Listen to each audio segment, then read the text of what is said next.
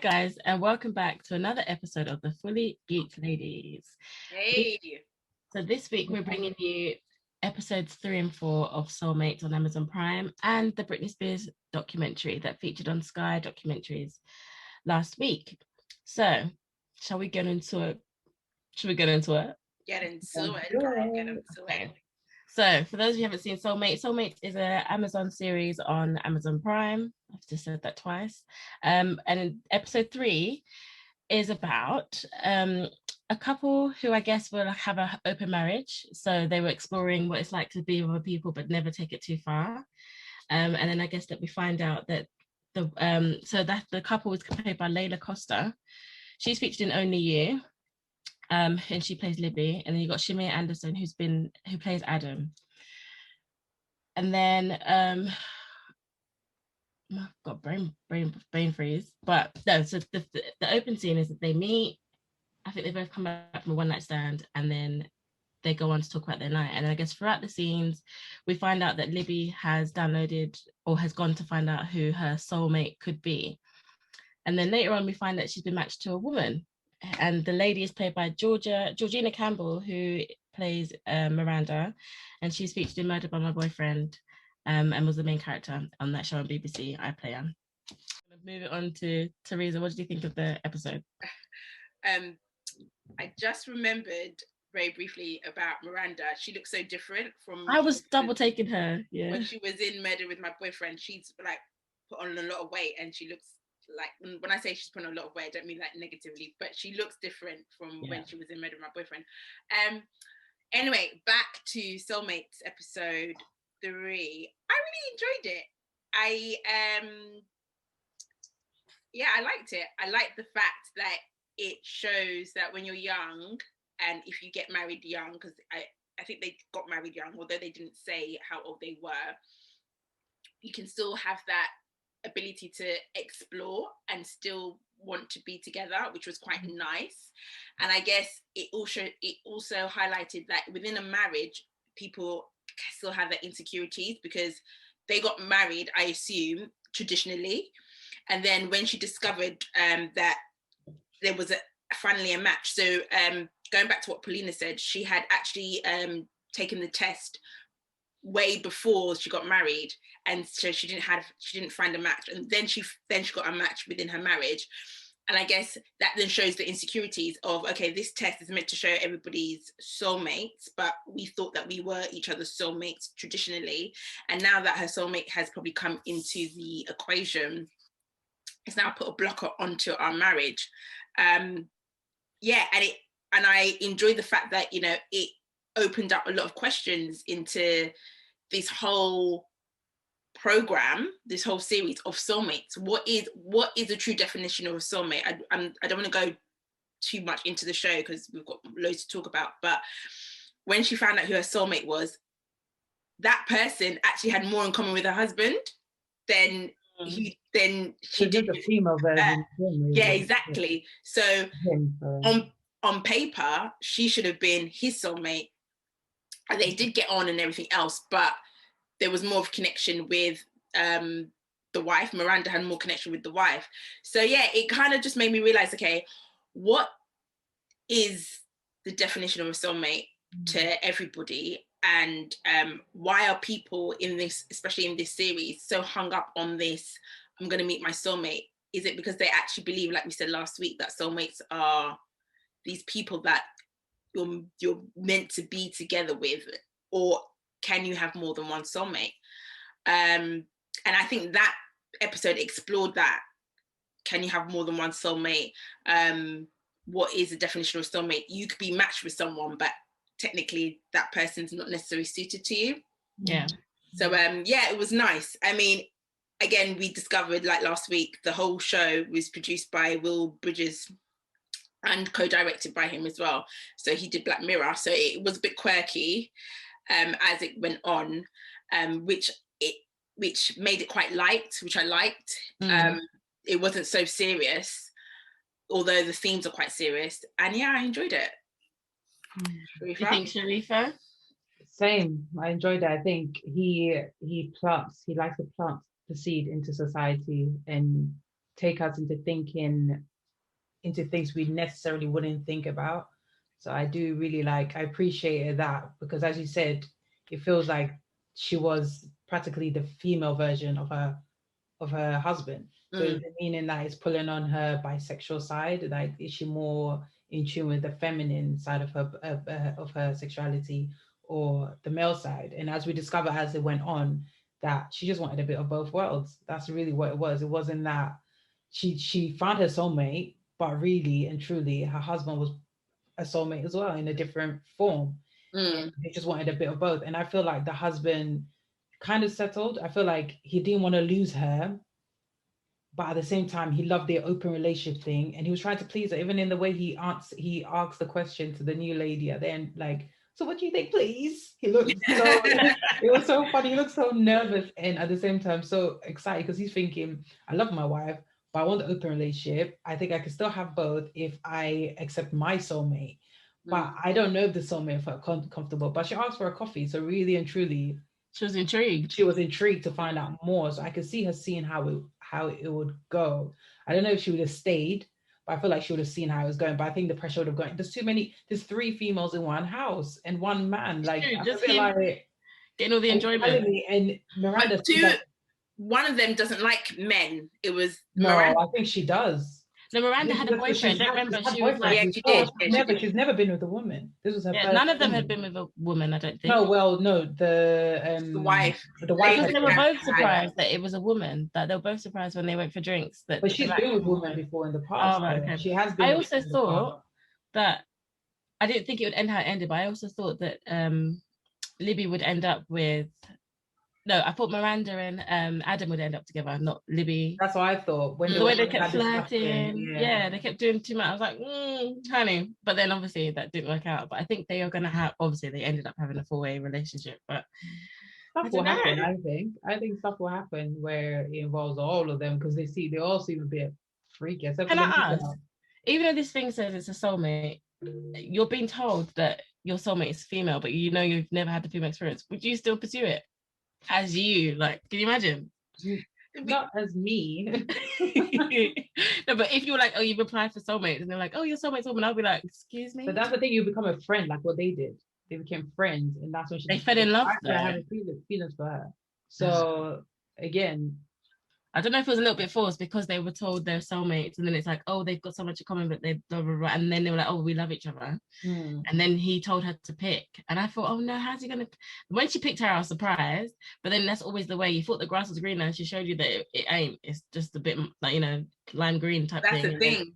Yeah. Going back to your question, it's like you have to make. I think the first 3 episodes for me have that underlying theme of you really have to make your own conclusion as to what soulmate is to you, because if you're going to now follow this, I've taken a test and whatever it says on the test you're now going to believe, you'll end up down this rabbit hole. And then, you know, like we discussed part 2, the professor was blindsided. Part 1, you've left your marriage and you've gone into relationships where you're not necessarily happy, and now with episode 3 you're now doing foursomes when you were just happily a married couple. Well, they weren't happily married, because they were happily married in this situation, but they were sleeping with other people anyway. So doesn't mean they're not happily married. No, I mean, so that's why I said they always told each other they were happily married, but they were happily married in their situation. Their situation was open marriage, but it was always with a stranger. It was always once. It was always, let's come and talk about it. That's what I'm saying. But they actually had an agreement to never take it too far with their open relationships. They would never develop feelings, and then they did in this case. Yeah, but my point is, that situation that they were in, had the test not come about, they would have been continuing on. They would have none the wiser, and that their life would have been happy. Potentially. Yeah. Because the people they were sleeping with outside their relationship, they both agreed you can't develop feelings. So when they got the test, she got the test to say, oh, she's found her soulmate. That's when it started to put confusion in it. So I think initially they thought it was going to be a man. Then they were surprised it was a woman. And then they both really liked her. And then they was like, oh my gosh.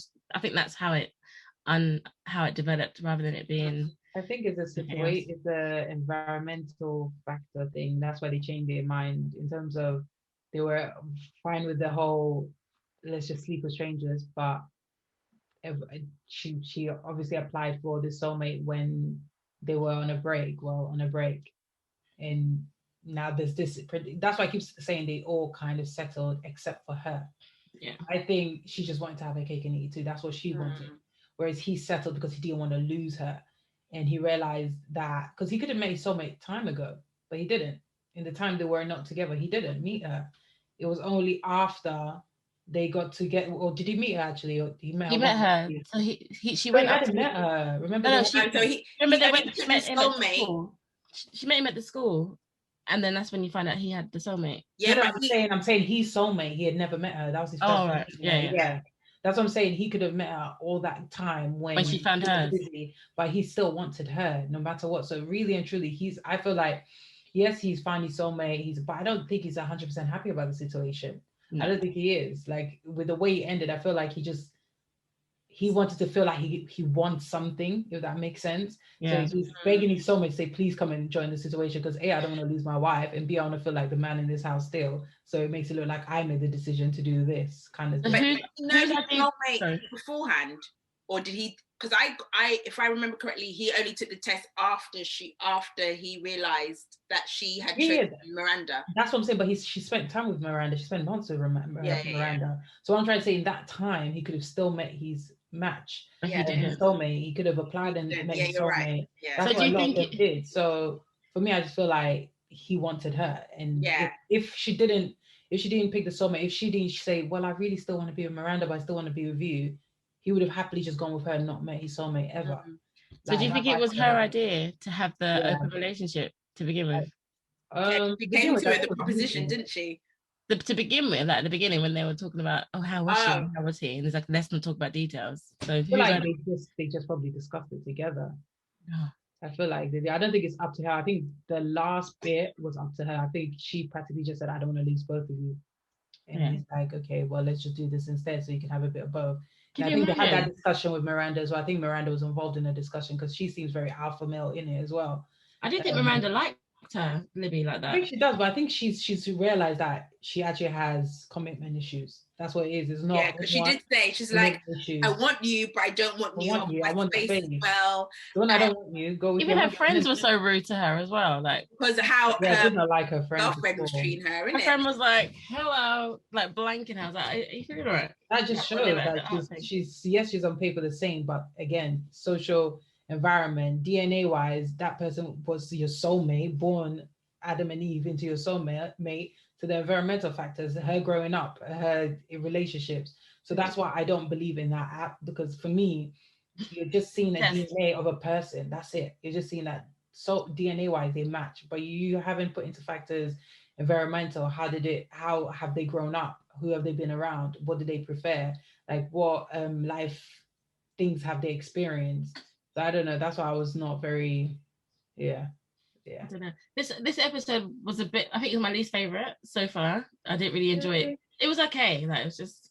I think it was one of my favorites. Yeah, me too. It was so light. I think it was one of. I think it probably was my favorite because it was light and really quite funny. I think the first and this were my favorite. The first one I think the first one intrigued me. Yeah.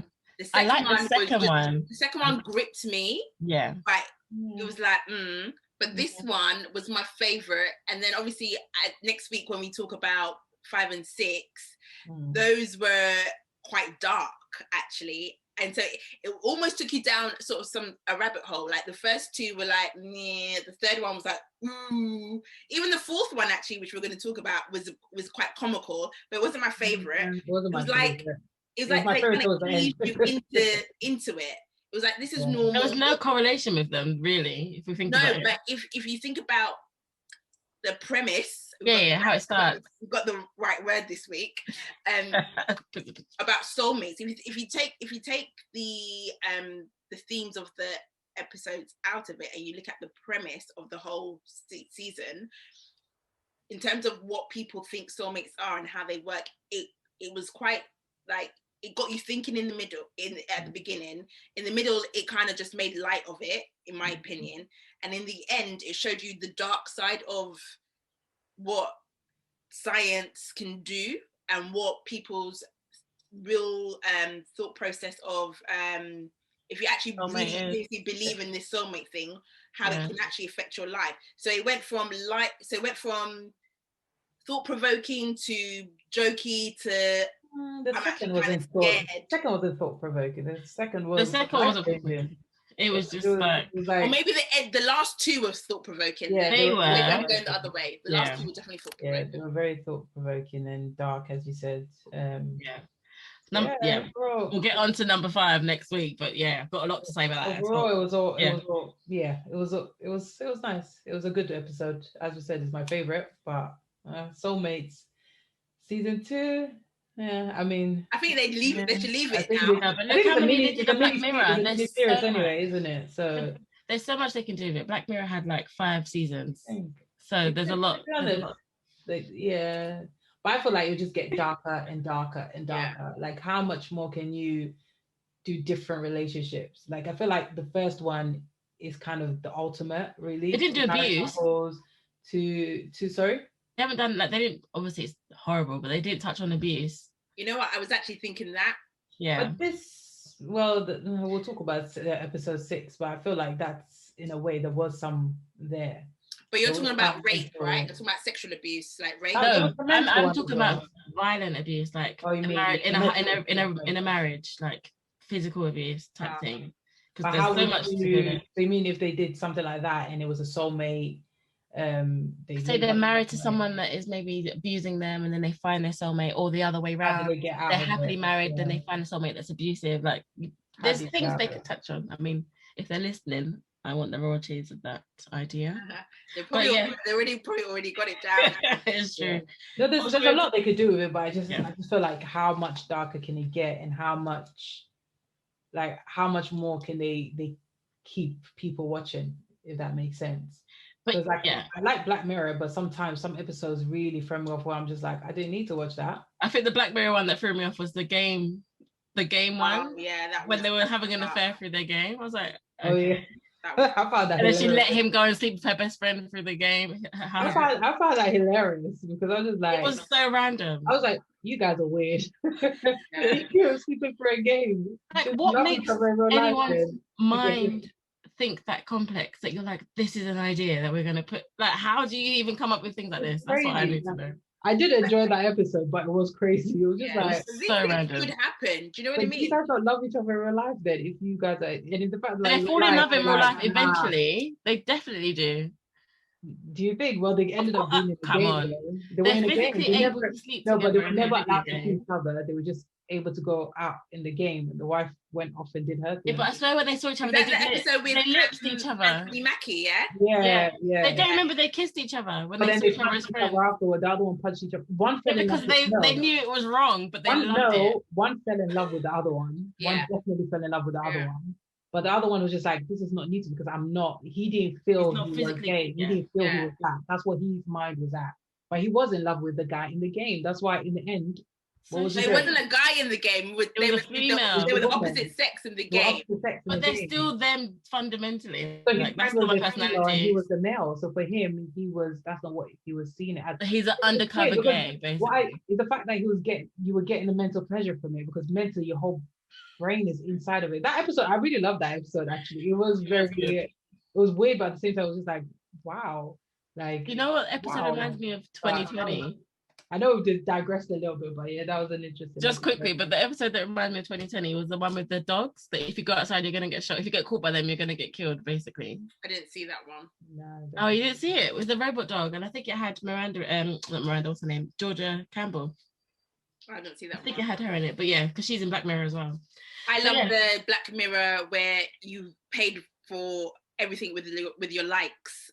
Oh yeah. That was they're very thought-provoking, because I can actually see somewhere in the future likes are going to be a commodity of some degree. The one I liked, actually, and then it became so. The one that for me was thought-provoking is the one where, like, they could rewind things that had happened. So it's like, you said this, like, no, I didn't say it. Then he'd rewind back. Yes. I was like, I need that to happen, because every time I say something, people are like, he didn't say that. I'm like, I'll be rewinding every day. Excuse me. Think about this. Oh, that would be It'd be interesting. causing problems, but But it'd yeah, be good. to be honest, he's done some amazing work. As much Yeah. as some of it can be dark, I really do think. You know what we should do? We should do an episode on our favorite Black Mirror. Yes. There's so much to That might discuss be fun. about. I won't We watch need any of the that. dark ones. I won't watch any of the too dark ones, but I'd watch the ones We'll that pick our top favorite ones, then we all have to watch them, and then we all come and discuss it. like Alright, the Prime that's Minister future, when he guys. had to do the thing with the pig. Oh, that was my. Didn't they say that actually happened somewhere? Like something like that happened to. Well, let me just. Girl, bye. I think it was just Not social literal sleep media. with a pig, but didn't David Cameron and something happen with a pig at uni and something and whatever? Okay, well, I'm just Girl, gonna. that's the view of Paulina of the Fully Geek Ladies. Don't quote me, but I'm. No, Well. let's not even put that out there. Okay. Well, let's swiftly move on to episode 4, where we have Bill Skarsgård, who plays Mateo, and he's in He also has starred in Deadpool 2. And we've got Nathan Stewart Jarrett, who plays Jonah, who has featured in Channel 4's Misfits and a few other things with my babes, Robert Sheehan. So it starts off as Jonah and Mateo befriending each other. Then they realize that they're a bit flirty, and then it gets a bit sexual. And then I guess in that transaction, Jonah's managed to steal Mateo's passport. So they start off quite friendly. Then I think as soon as the thing happens between them, Mateo's like, nah, he's off. It's just seeing how he lived and everything. He was trying to get back to his flight to go meet his soulmate. So he, on his way to wherever he's going, to the airport, he's realizing he hasn't got his passports, and he has to find Jonah, who's in the process of trapping someone else to steal whatever it is. Because I guess Jonah is a resident thief, and this is how he makes his money. So along the way, I guess through their adventure, they realized that as much as they were like back and forth with like the tension, they realized they're developing some sort of feeling. But Mateo still had in mind that he's going back to find his soulmate. So in that time, I guess feelings are developed, and Jonah ends up coming back. Even though they find the passport, blah blah blah. I always get my stories mixed up, so please go and watch it. That's you're doing to make it clear. No, I mixed it up. I missed a whole scene where like they find the passport. He goes off, but he comes back because he's in love with Jonah. Bish bash bosh. What did you think, Sharifa? In the beginning, I found it. Sharifa's like, I found it a bit boring in the beginning. I was just a bit like, okay, two guys. It was clear to see they'll end up falling in love. He's not going to meet his soulmate. It was obvious to me, but I didn't think it would turn into a mafia war. That I didn't see coming. But I appreciate it. It put a little bit of a spin to the whole thing, because I think it was just about them plodding on and running away from the police. It would have been a bit boring for me anyway. But I just do like that little spin of little funny moments here and there. I felt their chemistry. I actually did. I was just, for a moment, I was just like, oh, okay, these two are really cute together. I actually felt the chemistry. But yeah, it was an all right episode. I don't think it was my favorite. It was all right. Like, I could have missed it, to be honest, for me personally. But from the end, I think 15 minutes, I was watching it towards the end. But obviously, afterwards, the whole thing to get the end. But I enjoyed, yeah. For me, like, I love the whole spontaneous, because I love it. I hate planning things. When you over plan and you plan, and you're like, oh, I can't wait for Saturday, and it's dead. I like the spontaneousness of this episode. Like, you find someone random, and you end up in this mafia drug cartel. Someone got shot, lost my passport. Like, that's a story you would tell. And the fact that they end up falling in love, I felt like that is quite a realistic story for some people in somewhere in the world. So I thought it was quite a nice touch. Did you just say it's a reality for some people? I'm sure it's somewhere in the world. You got the warehouse to get shot. I'm sure people have stories. You'd be surprised. I mean, not me, little old me, but someone out there. T, what do you think? I don't know. I'm on the same lines as Sharifa. I watched it because I wanted to see where it was going, but I found it highly boring. Oh. I thought that they tried. I think through the whole series, they're trying to touch on different topics. So I think they could have done more. They could have found a different love story with the gay couple, and I feel like they trivialized this relationship. They made it into a joke, like, oh, you know, we're going into the favelas. I think they were in Mexico, weren't they? So favelas was it Mexico? They were in Mexico, yeah. And favelas, I think they're in Brazil. But hey, they went into the village. They went to speak to the lady who could read the hands, and then all of a sudden, you know, you're throwing things, jumping things. I just thought to myself, it was so random, and I don't think that they I don't know. Maybe they did it to make light of the situation, aka Soulmates. But part of me also feels like they didn't put as much effort into this as they did the others. Although it did make you think again, like, okay, this guy is going off to meet his soulmate, but actually he's found somebody that he actually does enjoy spending time with, someone that does ignite his fire. So why is he going off to this random guy that is wearing a suit and seems boring? But yeah, I just find it silly. Like, you know, you sold his passport. It went from one person to another to a drug cartel. Then you have to rescue you from some two girls that were like, oh, you know, you took the test. Oh, yeah, so cute. It was very, you're right. It was a very flimsy. Yeah, it was all over the place. That's what I mean by the spontaneous. It's not spontaneous. Not English. But to me, it wasn't spontaneous. It wasn't. It was just like, okay, we have. But think about it. If this is what Jonah does, he regularly meets men, steals their things, and sells it on to these women.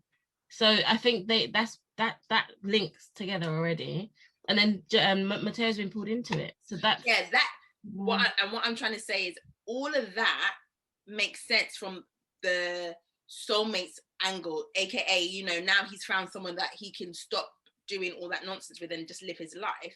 But as a program, as an episode as a whole, it, for me personally, I think they got the message out very quickly, because if you watch episodes 1 to 3, you already know what the program's about. So like Sharifa said, it was kind of semi-predictable at the beginning.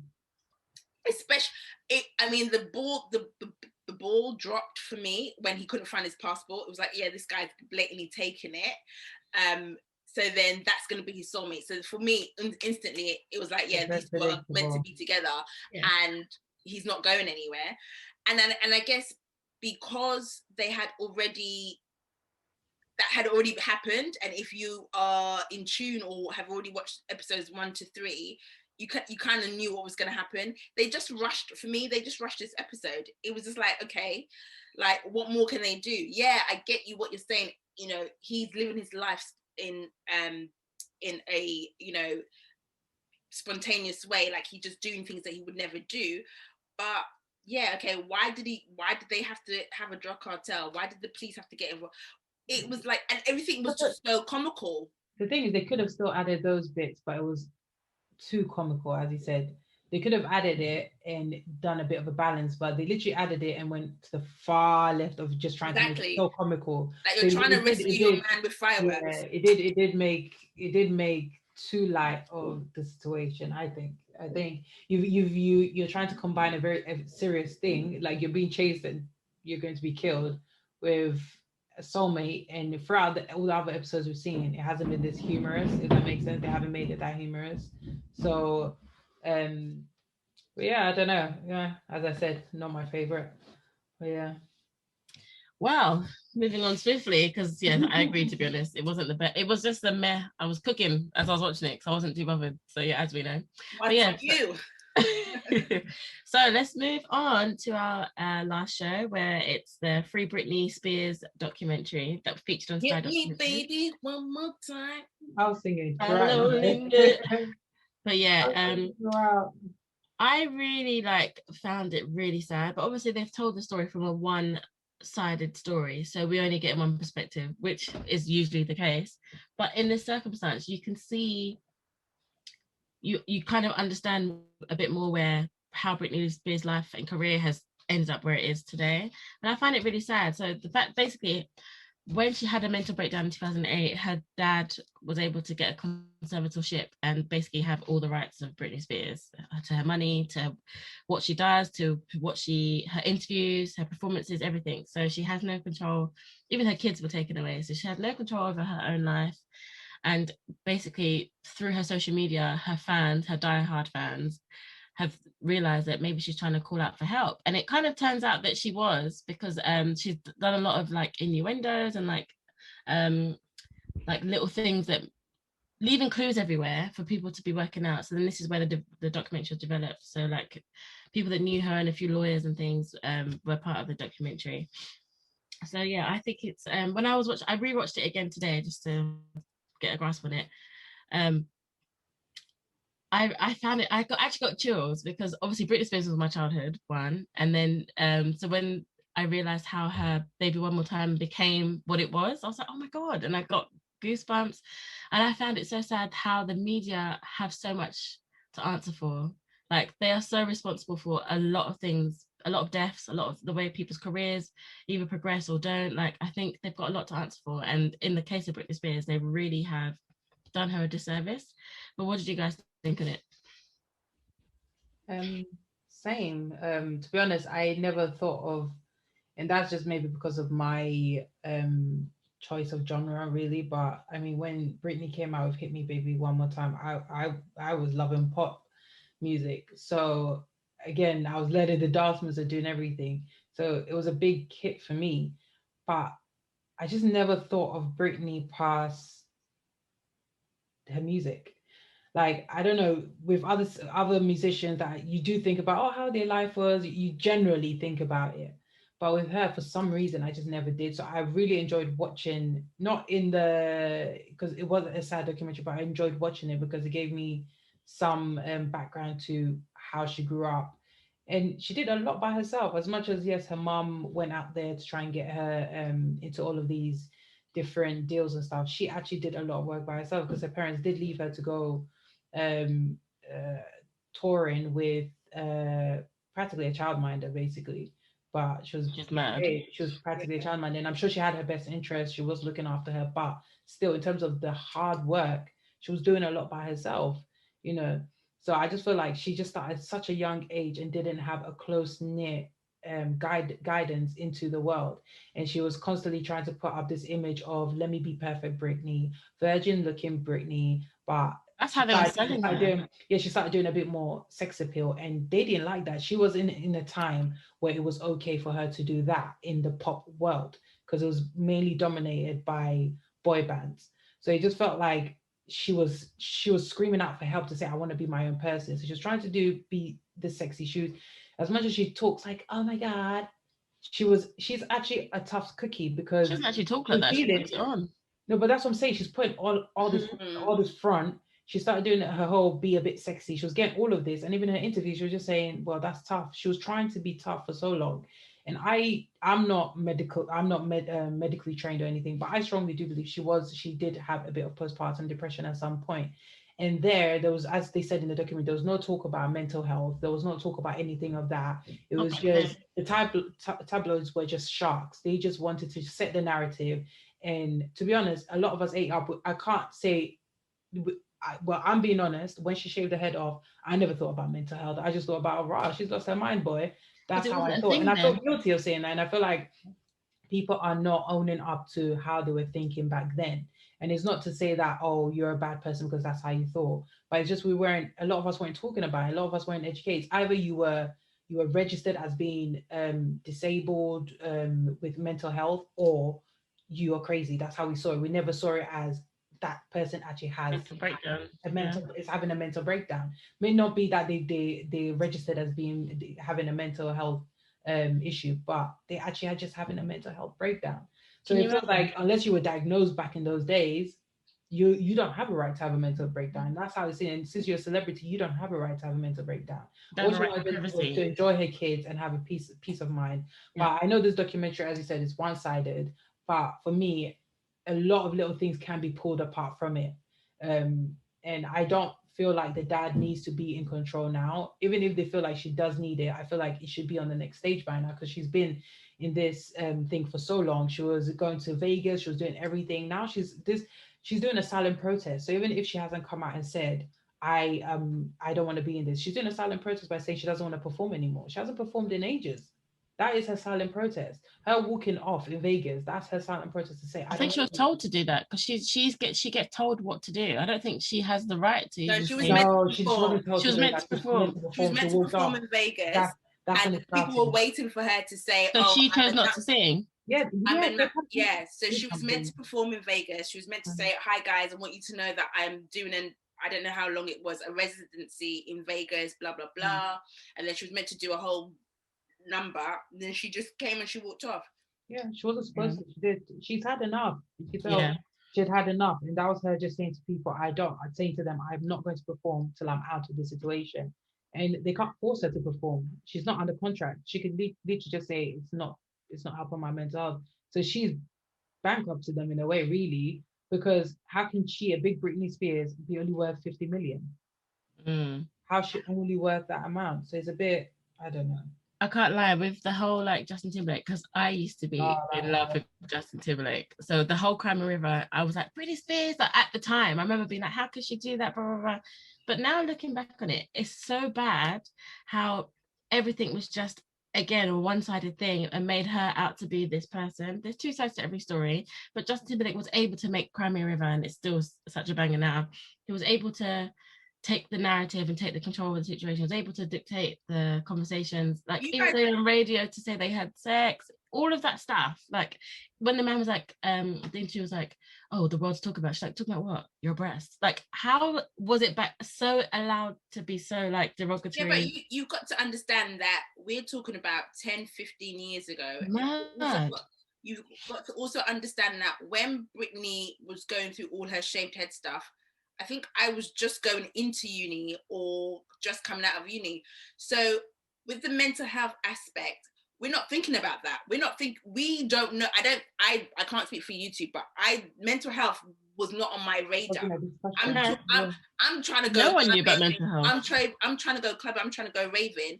Like Sharifa said, at that time, unless you are studying those things or unless you have experienced that within your close circle or family members, you're either crazy or you're on drugs. And that is how the world saw her. And yes, we're adults now. Yes, we're more in tune to the world. Yes, we understand that people have mental breakdowns. Yes, we understand that, life can cause you so much harm that it will affect you mentally. So when we're watching it through different lenses, so we can appreciate it. With the Justin Timberlake thing, I honestly, you can't knock him now because he was young back then. You can't say to him, oh, why did you do this, why did you do that? He was young. Britney was told, could have been told, you need to say this and do this. How do you know that his managers and people behind him are like, this is going to be great for your career, right? Let's do Cry Me a River. Yeah, but I believe you have a moral compass though, and if that's someone you love, like you are my sun and my earth. Sharif, Paulina, you're an adult now. I get it. No, I agree with what you're saying. I get it. When you're young, there's no moral compass. When we were young and we were looking at Britney, she's saving her head. I can only speak for myself. I was probably one of those people going, look at what money does to people. Michael Jackson went crazy. This one this without thinking about what's going on behind the scenes. Yeah. You understand? That's not having a moral compass. We're just looking at what we know. But morally, we should have understanding. We should try and listen to the other party. We should try and understand what's going on. Things sell for people. Justin Timberlake, his album did amazing. His career went up. He's not thinking about Britney. I'm not saying that it's right, but all these people that are now jumping on his back and being like, oh, you were horrible, you were mean, and all the rest of it now, you've got. Yeah, but everyone's come out. You're doing exactly what people did to Britney to Justin now, without taking a step back and thinking about, well, he was young then. Yeah, but he benefited. The thing is, I get what you're saying. I agree, but he benefited from that, and then Britney declined. But I get what you're saying. But Britney, very unfair. Before we continue, Britney didn't decline just because of Justin Timberlake. It was a number of things, but yeah, but even like watching like the intensity of how the paparazzi were on her, like it was. Can you imagine? You're leaving your house quickly to go and buy something for your child. You haven't probably had a shower yet, and you haven't brushed your hair, and you've got 7,000 photographers taking a picture of you. Yeah, can we go back to the Justin Timberlake thing before we go back to the paparazzi? Because my whole point is, I felt like when we were having a conversation before, it was like Justin's this bad guy, blah blah blah. And what I'm trying to say is what he did wasn't right, but you have to take a step back and look at where he was at the time. He was young, he was naive. Even if, that was something that he decided to do on his own, he would have had people that would have been goading him and saying to him, yeah, this is going to help you sell your records and all the rest of it. And a lot of people now, after watching that documentary, are looking at him and, cussing him out. He wrote an apology on his Instagram and whatnot. And people are saying it's a little too late and this and the other. It's never too late to apologize. People can forgive, but they may never forget. People may choose not to forgive, but at the end of the day, he's 40 plus now. He's gone through life. He's experienced things. He understands actually at that time. Do you understand? You've got people. Look, Barack Obama. Not that it's a major issue. He smoked weed when he's at uni. Are we now going to be like, oh, you're some druggie? Everybody loves a bit of Barack, but in his book, he was smoking weed. Everybody loved Jay-Z, but back in the day, Jay-Z's he's a billionaire. He's a self-made billionaire. Back in the day, he sold drugs. Are we going to say, I don't rep you because back in the day you sold drugs? People make mistakes. The thing is, for me and the justice situation, I get that people make mistakes. I'm annoyed that it happened to Britney then, but I agree with you that you can't hold him. He's apologized, he's done that. There's not much he can do now to change back. He's put up his hand and he's apologized, said, I saw my actions, back then weren't right. And you're right. He was young. Circumstances, his parents, his managers, all the people around him could have orchestrated that. They could have already put it in the tabloid before he could even say anything, and he was playing up. If you hear some of his interviews, he was just playing up to what they were saying. Exactly. You don't even know if he had a drink before coming on there. You don't know, we don't know what peer pressure he was going through himself. Exactly. And you don't know what his mental state was and how much he may have said, I don't want to do it. You don't know his manager was bullying him. We've heard back then it was actually a very stress to be in this industry. As you can see from even Wendy Williams, as you can see, a lot of them, it was a lot of stress. If you didn't have the right support behind you, a lot of them, if you look at some of their track records, they haven't been in the right settings. Like people like Beyonce, well, I won't say lucky because we don't know the ins and outs. It's not like she gives us a big view of how her life was growing up, but she did have her mom and her dad was in everything she did. That still gave her some pressure.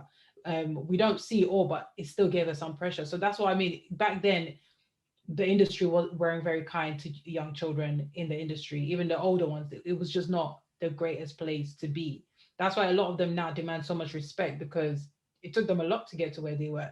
And they've had to do some things that they probably are not even proud of now, but they've had to do it. So for me, the apology, it may not be enough for Britney, but it may even be enough for Britney. She may understand where he's coming from. So for her, I don't think she'll pinpoint and say it was him or it was a situation. No, I'm not. When I said it was part of a bigger thing. It was part of a bigger thing. The tabloids were going to exploit Britney, whether it was Justin, whether it was the tabloid then, and even now, we know media is a very, very strong industry. And by the way, this documentary wasn't done by Britney. It was done by the New York Times. The New York Times, yeah. So when I said even Perez Hilton came out with an apology because it's bad. If imagine she did for example, Caroline Flack, all of the media thing that was on her and she just killed herself. Imagine if Britney Spears did the same thing. It's really they really need to reevaluate how they treat people. They never will. They have to. It has to should be as legislation somewhere that you can't do that to people, because can you imagine? Can you imagine? But they are literally goaded by money. One of the guys said, he was a millionaire in like 2 days because of. That's what you remember, and he didn't even apologize. Yeah. When they asked him, even she was like, oh, then they said, did you leave her alone? She's like, well, she never actually said leave me alone today. And then they go, do you think it's part? Do you think you're part of what? And he goes, I don't think so, because she was just very always kind to me. She never said. And I'm like, but you can see you the stupid? Woman, Literally, you can see the woman has been pushed so far as to taking her child out of a car seat, not even thinking logically. Because I won't sit here and lie as a parent and say I haven't had those times where you're driving in the car and your child's crying and you're panicking. Of course, we all park up and take our child out, put the child back in, but that's just us and our child, right? not 7 million people. Or 7 billion people. You've just had a child. You're going through the motions. Like it can be pressurizing. Like she got married really quick, pregnant really quick. Everyone's looking at us. You end up just not even doing what you plan to do. You're just holding your pram in one corner. Like you're not always 100% thinking clear. And that doesn't make you a bad parent. Like I don't believe so anyway. Yes, what she did was wrong, but at the end of the day, look at what you guys are doing. So she's with her child. You're pushing her to a point where now she's thinking unsafely and she's not even 100% herself. So I do believe the media did have a lot to do with it, but she wasn't surrounded by the support system she needed. And my big question is, where was her mother? Like under her dad's watching that documentary. Strange from her mum after she got married. Said that her mum wasn't. So maybe they didn't have a good relationship. Well, her mum and dad married because they didn't. His dad went off and had alcohol issues. Were they still married at that point? No, he was quite estranged for a while, isn't it? Yeah. From everyone, or just Britney.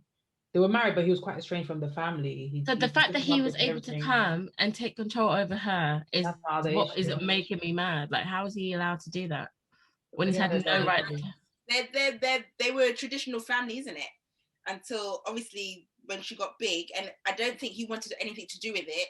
He's seen a way. If you go on into the documentary, at one point, one of the lawyers was trying to make the conservatorship a business. He was trying to make it so and getting a pay rise. Are you mad? Thank God there was a lawyer behind it, or the judge that was like, no, this is what this is for. This is not, we're not trying to make this a business, because they would have tried to force her to work. And she realized that she was like, oh, so y'all want some money? Okay, I'm not going. She was a product. That's what she was. She was literally a product. I find it so sad. Like she, as a child, had a dream. She's achieved the dream, and it's not even hers to enjoy. Can you imagine? I'd be so fuming. To be very honest, I went on an Instagram, and it kind of quite scary. It is quite scary. She was like this under the camera, black eyes. It kind of freaked me out because even with that, her face just looked expressionless. Like she's not herself. It literally, for me, it screamed. How do we know? How do you know she's not herself? That's the thing for me. That's not normal behavior. Like the things that she's doing. That could be normal for her. Normal behavior, please. That's normal for. That could be normal. Okay, okay. I can't make that such a statement. For me, but even it could be people looking at Instagram. That's why they made a whole podcast on it, because they're like, it's to like the everyday person, what she's doing doesn't seem like it's normal behavior. She's crying out for help. That's why this even became a thing of the whole Free Britney thing, because of them seeing her social media and then have the podcast. When you want to look for something, you find it. Look for something, you find it. This could be for her, but what I'm getting at, mine is more of the situation she's in. It's not even. Her Instagram freaked me out. Whether it's normal or not, it freaked me out, because for me, it was a bit emotionless. It could be normal for her, but it's still, I don't understand. I didn't understand it. And it's not for me to understand, but I'm just saying I didn't get it. She's a bit emotionless. It's the repetitive thing. Some of her captions are very encryptive. It was just a bit like... Why is she so childlike on it as well, which is another thing. That's my other thing. I'm a bit... That's another thing that freaks me out. It's like, she went from hi to I'm Britney to now hi back on Instagram. And that's how she's having to play, because as a child her voice was deep, like even with Paris Hilton, like with the whole that persona they had to put on, but really they are this person behind closed doors. I think it's like, so weird. So that's why for me I feel like that's what sells, isn't it? That you like, I hear what to who on her Instagram now. Who does what she's? But this is the thing. Instagram now, she's not trying to prove anything, right? So she's trying to be who she is, and I think when you look at When you look back when I was watching documentary when she was young, she was this preppy, like, hi, you know, I think this is great, blah, blah, blah, blah, blah. Yeah, she's not being like, hi, I'm Britney, but she's still like, hi, you know, the flowers are so beautiful today. That's a crap. What do you think? But don't you think that's... Yeah, I don't know that. Don't you think that was put on so much so that she believes that's her? Like, she doesn't know how to be 100%. I think she knows how to be her, but she's put it on. She's so used to putting on a character that she just does it naturally. Yeah. To a certain degree, I agree, but she has fans, and she knows that some fans want her to be this high. So, but her fans are screaming out for help. No, but I don't get it. They've created a hashtag for her. I think diehard Britney fans like that Britney, and through her being childlike is also what is helping this Free Britney movement. If Britney was sitting here with her sexiness and with her deep voice giving riffs on her Instagram, people are not going to be thinking, oh, Free Britney. They might. That's what I'm saying. That's what I'm telling you, that this is put on because she's screaming for help. That's what I'm saying. But I don't think because people won't. She doesn't think she's calling for help. She thinks she's being her. Oh, I don't think. I think her diehard fans know, because if you look at her performances when she's doing hey, she's not doing oh my god, ew. She's not doing all of that. She's doing I'm growing up. I'm being more sexy. Yeah, but so that's why I'm a bit. I don't know. Maybe we're getting lost in translation. I think so. But when you're performing, and as you get older, I mean, look at everybody. Even look at people like Bow Wow. When he first came out, he was little Bow Wow. He was little something. He was little doggy. Exactly. But he's grown. And as you grow up, you have to change with the times. But so she hasn't. She's pretending. She's still doing that childlike thing. But Britney's not performing. But I hear what you're saying. She's still quite childlike. You mean performing on stage? But what I'm saying is, when she's on her Instagram, she's not performing. So maybe she is performing, babe. I don't think that's herself. I honestly don't. 1 second, guys. After watching the documentary and then going back to have a look at her Instagram, because that's what you do, you gotta be a bit nosy. I didn't think that she was putting on a performance. I saw somebody that this is her. She's in her own little bubble. This is me personally. I'm not saying I'm right. I'm not saying you're wrong. This is what I saw. I saw someone that was in her little bubble. She's living in her own life. You lot can't touch me. I'm going to enjoy the flowers. I'm going to enjoy the thing. I mean, look at her. She's putting on a performance. Maybe she is, with her dark eyes and her messy hair, calling out for help. And you could be right. But I thought her calling out for help was more of the encryptions and the little things that she said. But at the same time, I think people, the diehard Britney fans, will look for things that are not there. When she said that her favorite movie was Frozen because you got the two sisters and blah, blah, blah, they read into that, and they were trying to, what she said was that Britney said that she liked Elsa because she lives in her castle all by herself and things are frozen. And then they were like, oh yeah, that's a cry for help because, Britney's all alone and she's living in... And I'm thinking, could very well be, though. It really could. But this, I'm not denying that that's not the case. What I'm trying to say is people will look for things that are not necessarily there. I am not saying Britney's not crying for help. I don't know. I'm not saying that she's putting on a persona because I don't know. From what I saw, and maybe I wasn't looking into it too deeply, and maybe I wasn't analysing certain posts very, very deeply to make the same analysis as you guys, but I just saw this girl that's just like, like she doesn't give a shit. She's not trying to put on makeup and look nice because she doesn't need to. And she's not trying to have her deep voice and sing because she doesn't need to. But if she's coming out with, because she's put on her makeup and it's hot and then she's rubbed her eyes and she thought she was going to do an Instagram post looking scatty, let her do an Instagram looking scatty. That doesn't mean, me personally, it doesn't mean that she's crying out for help. She may well could be. But at the same time, whatever she's doing is working for her, basically. We're talking about it. People are doing Free Britney movement. We do feel sorry for her now. But is her whole life now a facade? Yes, I think it is. I don't know. I just hope if she is screaming out for help that she gets the help about it, because for me, again, it just, certain things she does just doesn't sit well with me. That's just me. It doesn't seem natural. I agree. It's just a bit strange to me. But I mean, we will never know until something comes out until she says something herself. So well, nothing we could do. But unless she's been stopped from speaking, because that's what the conservatorship is there to control her. And it's usually for elderly people who have no capacity to make decisions anymore. She is not that. So why has she still got it? That's the issue, really.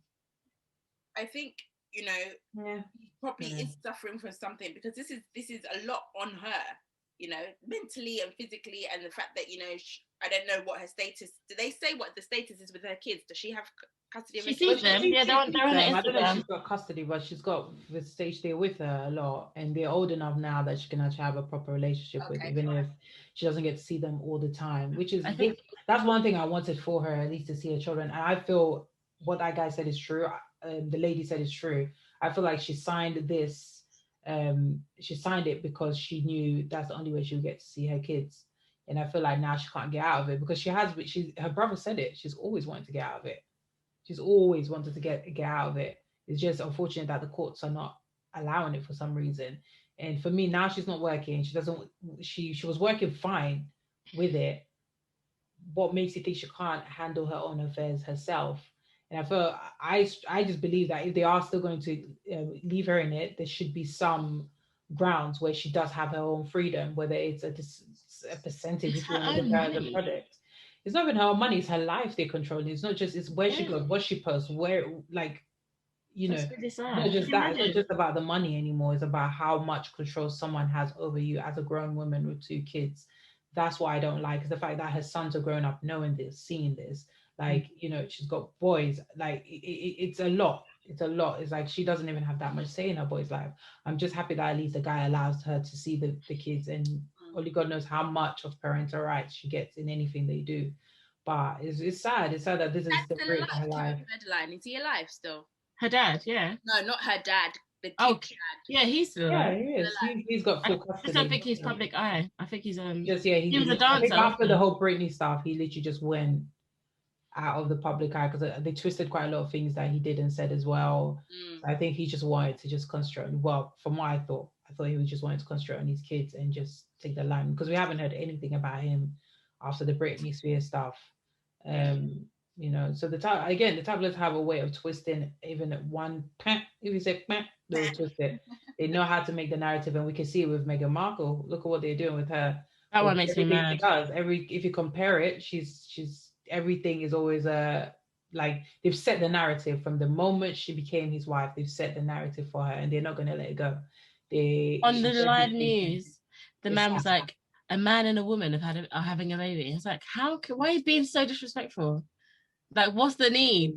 They just, it's sad, because I just look at it and I just hope she has the mental, and Harry has done the right thing. He's taken her out of the situation. Yes, they still bombarding her, but for him, blame her for it. Like, Harry hasn't got their mind. As he said, his wife comes first, his family comes first, and so it should be, you know. And it's just, I pray that they have, you know, a long, healthy, and they just both have therapists that helps them through, because after seeing everything, and even after watching Britney, it cemented the fact that I do not want to be famous. I actually don't want to be that level. I don't want that, because it's just too much aggro. It's actually too much aggro.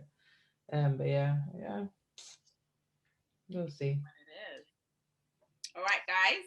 So that was quite heavy towards the end, but yeah, if you haven't seen Framing Britney Spears, it should still be on Sky Store, because it was on Sky Documentary, so check it out. And if you haven't seen episodes 1 to 4 of, I keep saying that, Snowfall. It's not even Snowfall. No, that came back. Season 4 is out. Is it out? Oh yeah. Season 4 came out on the 24th of February. Weekend watch. I'm telling you. But if you haven't seen episodes 1 to 4 of Soulmates, please watch, because next week we are going to talk about the last 2 episodes and give you some more thrilling discussion. So thanks for watching. Have a good week, and we'll catch you next week. Bye. Bye.